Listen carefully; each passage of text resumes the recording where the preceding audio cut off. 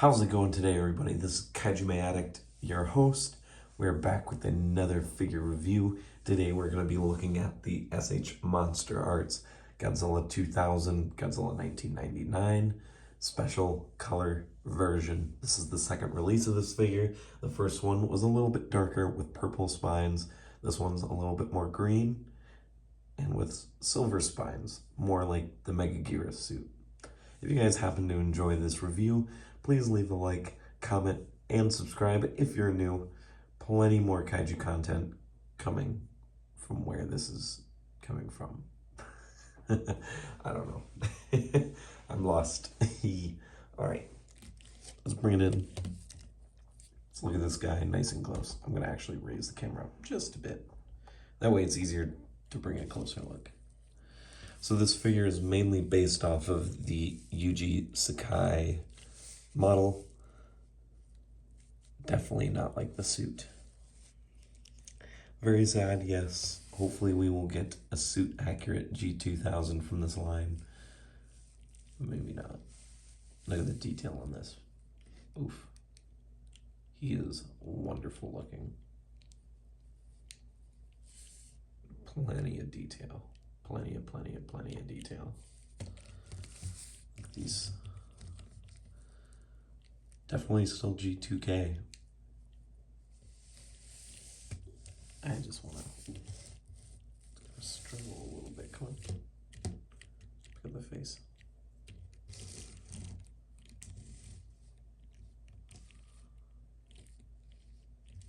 It really doesn't want to pick up that face. There we go. Look at how gorgeous he looks. Pain in the mouth could be a little bit better, but it's not as bad as some of the recent releases. Look at that. Gorgeous. Gorgeous, gorgeous figure. Alright. So for size comparisons,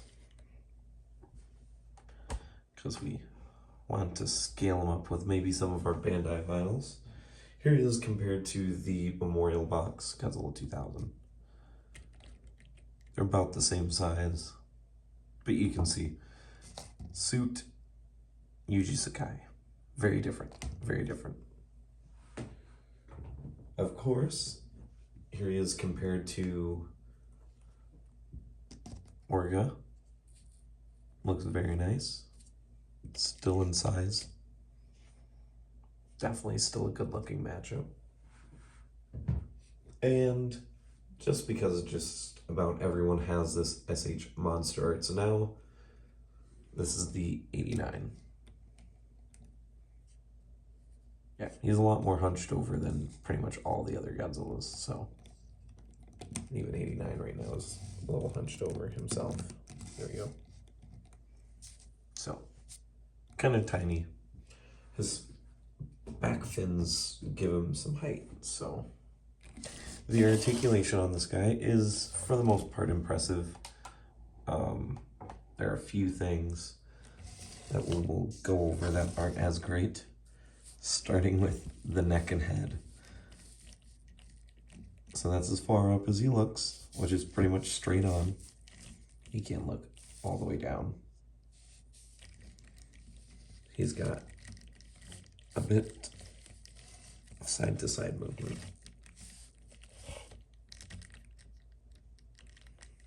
He can twist his head and stuff. Mouth opens up very, very wide. The tongue does articulate,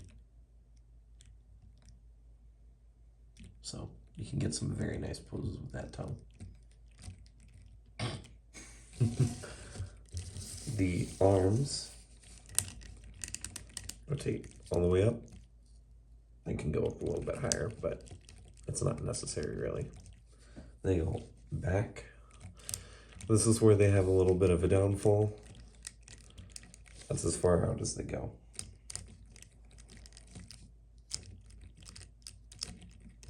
Almost no far at all. They're, because it's a ball joint, they kind of twist and swivel a little bit, but not too much. His elbows don't have a lot of articulation. That's them as far down as they go. That's as far up as they go. Those twist and turn kind of as the upper arm swivel, and then he has very articulated wrists. Now, I would like to note it that when this figure was shown off, he had articulated fingers, which they took away from us. So there's another downside on their articulation. The waist has a little bit of a range between his upper and lower, so he can kind of lean forward a little bit, but he mainly just leans back. That's pretty standard right there. Not too much. Let's get these arms out of the way. The legs have a lot of range, actually. So they can kick up pretty far. And they both can go a little back, not the most. You kind of have to twist them out of the way. They got a little bit. And they do have those little, I don't know, sleeves in there to help hide the joints when they're moving around.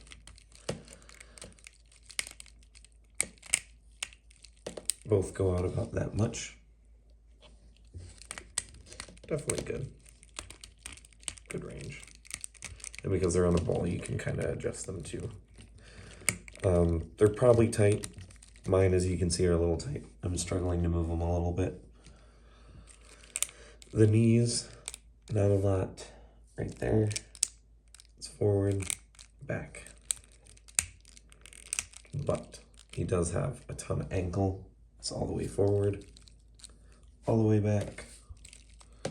Obviously, they twist and turn. And he does have a little bit of ankle pivot. So you can kind of get him in a wide stance.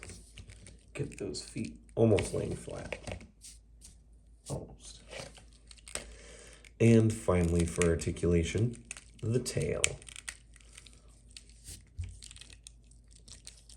Very articulated, one flaw.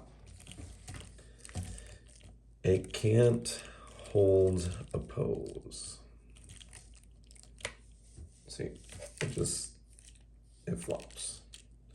This is one of the last Godzilla figures to have this issue, but it's pretty much, you know, it's not good. Him in 14, if I remember correctly, or 2014 were the last two Godzillas to have super loose tails. Otherwise, it's a problem that's been fixed. But sadly, most of his tail articulation can't even be used. So you can't even... Oop, tail popped off. Mine has that issue. The tip of the tail really likes to pop off. Can't even get him into the Sakai pose. Well, you kind of can. When you have the tail resting on something like the ground, it stays, but it has its limits. So... But I guess I'll leave it there. So that's going to be it for this video and this review. G2K, very nice figure. The paint job is pretty darn good. He's really green, you know, which that both the suits are.